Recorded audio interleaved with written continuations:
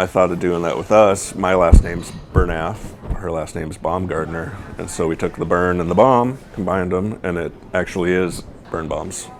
In this new series that we like to call Fargo Food Tour.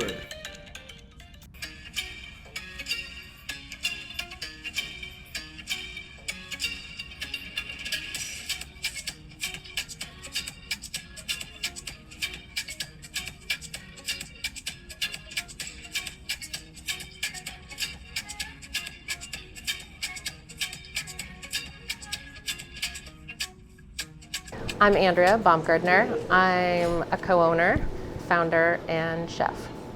And I'm Brett Bernath, co-owner as well. And we're about to start our 6th year. We opened in a smaller space that did not have a commercial kitchen. It was just sort of like a couple ovens, an old stove.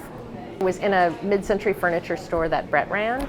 And then we quickly outgrew it. Very lucky to find what we think is the perfect spot for us right here on Broadway. 9 years ago, I was thinking about coming back to cooking. I'd taken like a 2-year break from cooking commercially.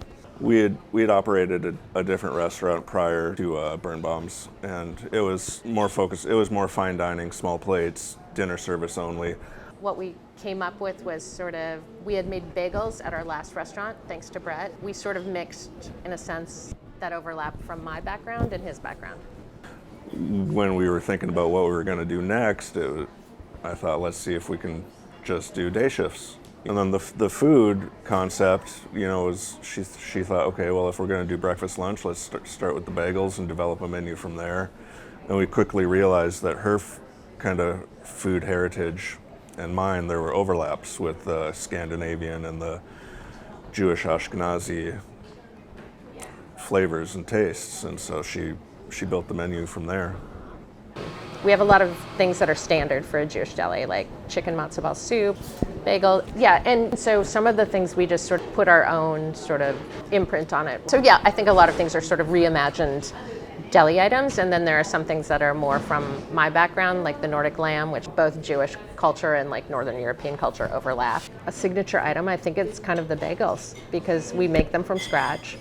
They're made with sourdough. They're not a very Americanized bagel. And we only do 2 kinds, plain and an everything. So the name kind of came from a family tradition in my family with naming businesses at kind of mashing up names of people in the family. I thought of doing that with us. My last name's Bernath. Her last name's Baumgartner. And so we took the Bern and the Baum, combined them, and it actually is BernBaums. We had a local graphic designer create it, and so he really got what it should look like. Well, part of it was dictated by the space. Brett found this big pink table. It was in a bowling alley. So there's a lot of mid-century diner deli sort of look. We use a lot of vintage plates. We didn't buy restaurantware, so we have mismatched plates and silverware. So there's very much an ethos of utilizing what we have. Well, we had been here about a year when the COVID epidemic hit. And that was probably the scariest thing I've ever gone through in business, where all of a sudden the government closed down our dining room and we had to figure out how to make a living along with not just us, but our staff of 25 people. We had to figure out how to take care of them as well. And we quickly, like in a day, pivoted to delivery and takeout. And we were fortunate that our menu goes out the door really well. A lot of fine dining restaurants or dinner only restaurants weren't able to make that switch. And restaurants are small margin businesses, and especially if you don't have a big bar business, which gives you a bigger margin. And so even if you're busy and a lot of money is coming in the door, a lot of money is going out the door. Also, there are a lot of good restaurants that don't make it.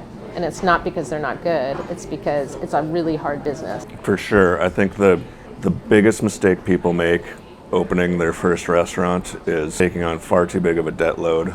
The parts that become bigger than the actual cooking the food, like you might want to open a restaurant because you're like, I love food and I'm a good cook.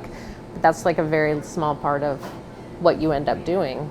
You end up, if you have staff, you end up having to be a manager. You have to be involved to a certain extent in a bunch of people's lives, or know what's going on enough to be able to be supportive when you need to be. And you definitely need a good accountant. You need someone to run your books. We're open every day from 8 a.m. to 3 p.m. All right, the soup, it's like a chicken broth, but I really like it.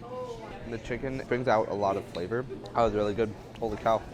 Time for this bagel sandwich. I just finished my soup. It was bad lighting. My bad.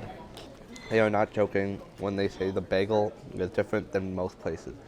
This is a good place to do your homework, order some breakfast or lunch, just a small one, and to hang out. With that being said, peace. I just felt ground down by things that were happening in the world, and some of the people creating them, I was sort of like, oh, you're creating some of the awful things in the world I would consider bastards. So I was like, don't let that bastard drive you down.